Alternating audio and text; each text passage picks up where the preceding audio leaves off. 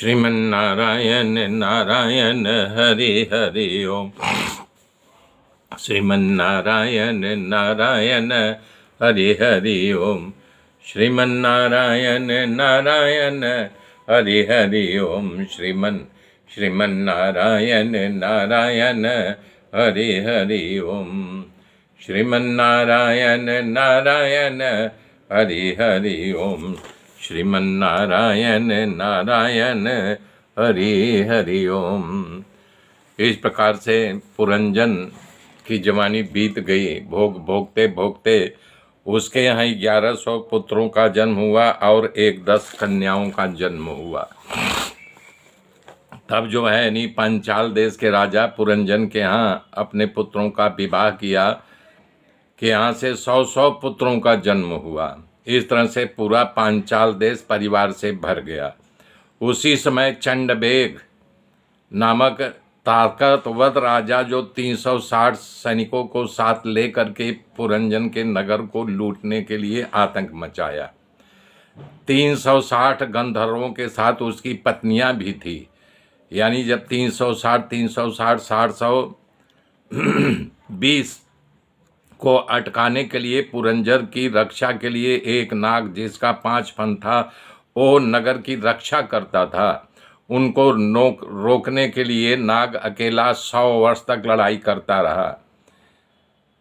तो उसी में एक दिन भय नामक यमन राजा के सैनिकों को, अनुचरों को, जैसा प्रजावर्ग काल कन्या घूमते घूमते पुरंजन के नगर में आया और वो बूढ़ा सर पुरंजन की रक्षा कर रहा था। उसका कुछ नहीं चला, सब नगर में प्रवेश कर गए और काल कन्या जबरन पुरंजन के नगर को भोगने लगे।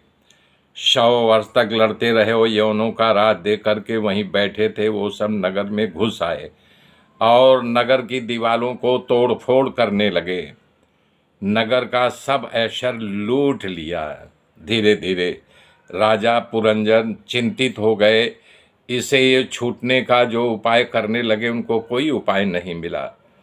परंतु भोग की लालसा उनकी इतनी प्रबल थी, दीन बने हुए पुरंजर को इस नगर को छोड़ने की इच्छा नहीं थी।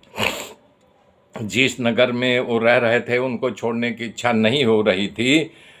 तब पुरंजन को नगर छोड़ कर गया। तब अंदर घुसे प्रजावर सारे नगर में आग लगा दी। नगर भड़ भड़ कर, पुरंजर को इस नगर को छोड़ने की इच्छा नहीं थी। जिस नगर में वो रह रहे थे उनको छोड़ने की इच्छा नहीं हो रही थी। तब पुरंजन को नगर छोड़ कर गया। तब अंदर घुसे प्रजावर सारे नगर में आग लगा दी। नगर भड़ भड़ कर जलने लगा। यानी जिस नगर में रह रहा था उसमें आग लगा दी, भड़ भड़ करके जल गया। तभी एक महान बलशाली यवन राज पुरंजन को बांधा और खींचने लगा। जाते जाते उसे उसकी स्त्री याद आ रही थी। वो अपने स्त्री को भूला नहीं था, उसका बराबर याद कर रहा था। मरते मरते अपनी स्त्री का चिंतन होने से विदर्भ देश में राजा सिंह के यहाँ स्त्री के रूप में उसका जन्म हुआ। जब वो स्त्री बड़ी हो गई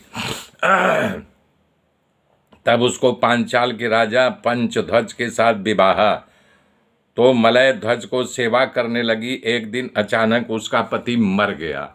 जब उसका पति मर गया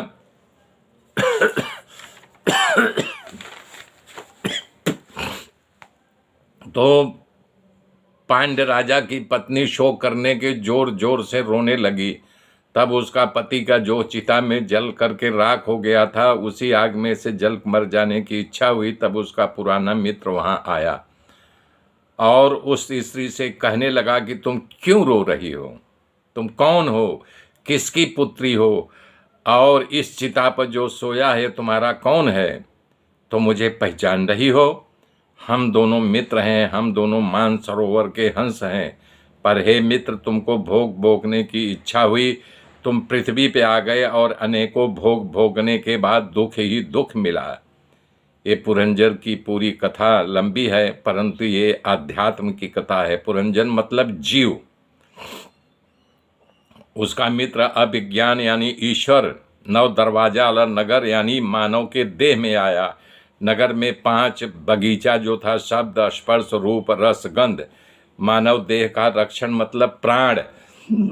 इस प्रकार से प्राण उसकी रक्षा नहीं कर गया, वो भड़ भड़ करके नगर जल गया, मतलब शरीर जल गया। मेरे मित्रों, आगे की गाथा कल बताऊंगा, तब तक के लिए जय श्री राम।